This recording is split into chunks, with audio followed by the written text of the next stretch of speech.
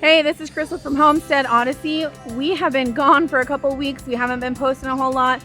We've been busy the last couple weeks. We just haven't been able to have time to video it because we've been kind of going crazy, getting as much done as we can. But today we are butchering chickens.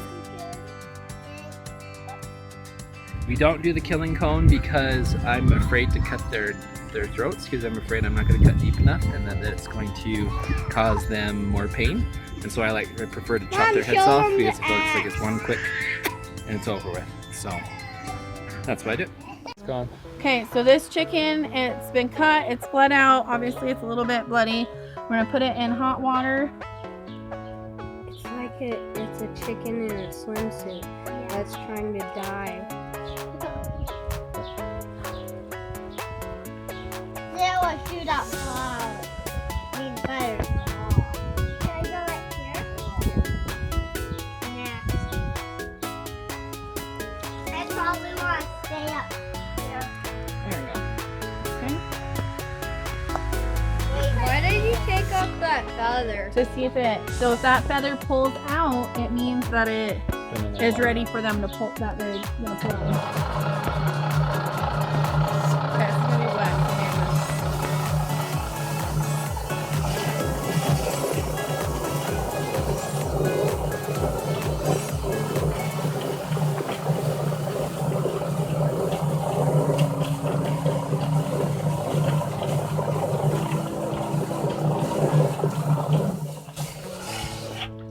Kind of Can like I see it? breakdancing. Oh, that looks pretty. The chicken breakdance. Those Oh my. eggs. Crystal. No, that's That's a a crop. crop.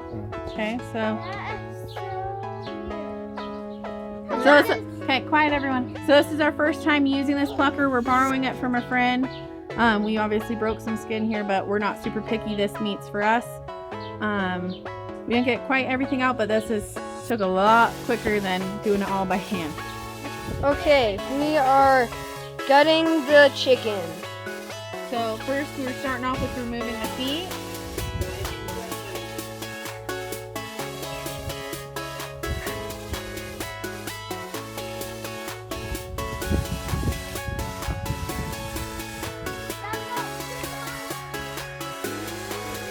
Okay, so sticking out right here, this is the crop. We did feed these chickens today, so they have a pretty full crop. So it's not a huge deal if you puncture the crop. It's pre-digested food, but it is less messy if you tried not to. What if you punctured it over the garbage can to show them what happened? So this is the crop. It's all pre-digested food, so I'll get it out, detached from the bird, and then I can open it up and kind of show what's in it. Oh, the heart's a lot smaller. yeah, like Okay, right here. so it's starting to come through here. So here's the crop. Are you making sure you can see? I'm not gonna make a video of everyone. So see, you can see the grains they ate, some straw ate, all sorts of stuff. They eat as much food as they can that's available to them. Be careful. And they store it in their crop to later digest. So it's like a pre-stomach.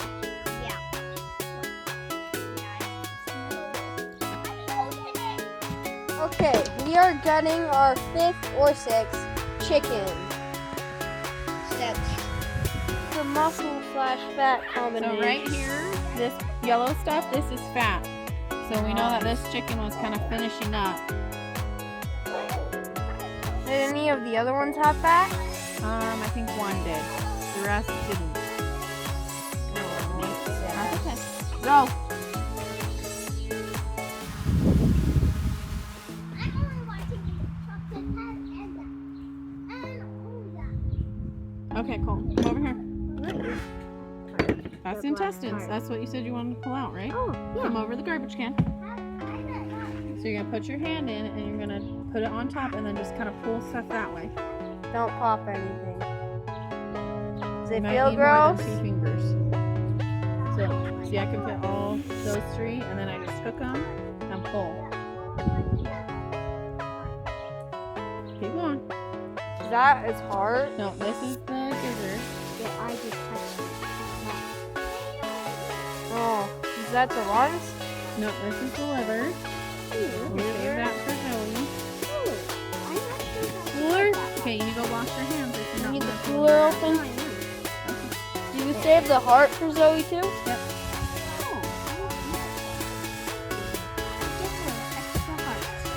Oh, it has its own surge protection, not surge protector, but What is that? this? Yeah. This is the gizzard. So see, this is the food that it was starting to digest. Okay, so pull the rest of it down, all the way in the garbage can. Sorry. Colin, you are braver than me. I And will okay. not do Okay, this. so you pull it out till it's like this because it's still connected to the tail here. So then I flip it over. And you cut the tail.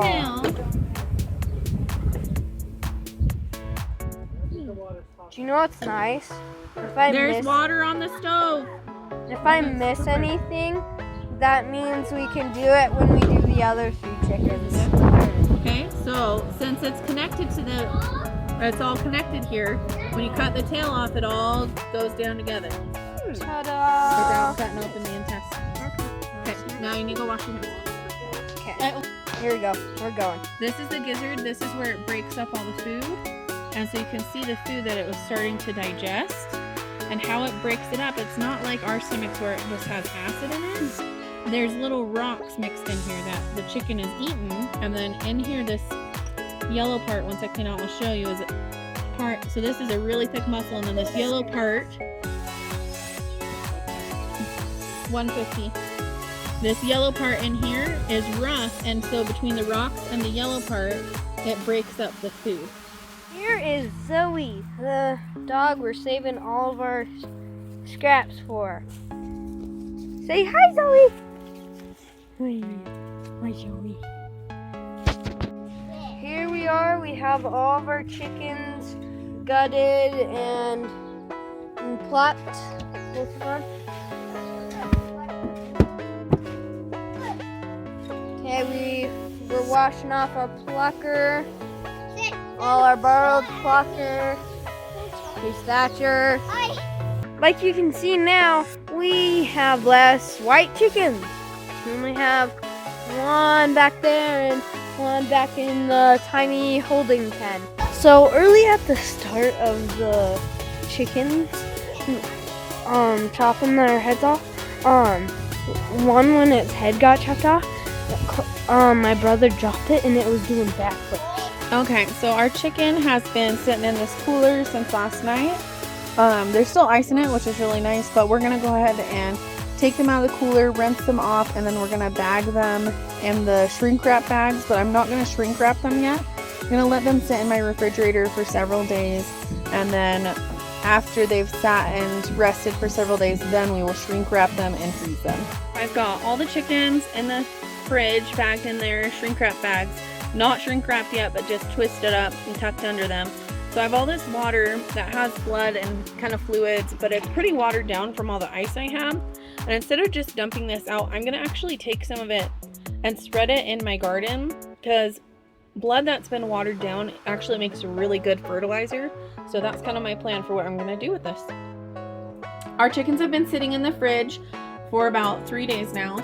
This is the shrink wrap bags that they've been sitting in, and we just had this top part twisted up and tucked underneath, and they were sitting on top of that part. It kept them from drying out. We've had issues with chickens that we butchered drying out in the fridge, and someone suggested this and it worked great. None of them dried out. So I'm ready to shrink wrap these chickens and get them in our freezer. So what you do is you put a zip tie at the top, but don't zip it as tight as you can, because you want to put a straw through the zip tie area, and it's coming down the end of it's right in here. And we're gonna put this in a pot of water. You want it to get the water to about 190 degrees, and you're gonna put it in for a really short time, because we're not trying to cook the chicken, we just want to shrink wrap this plastic.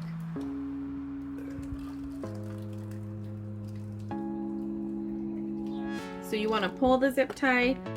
After you remove the straw, you want to pull the zip tie as tight as you can get it, and then your chicken, it should be done. Dry the bag off, and then just kind of cut off the extra plastic, and that gives us a finished bagged chicken. So we'll do one more and show you the process one more time. Okay, so we've got our bag, zip tie, straw.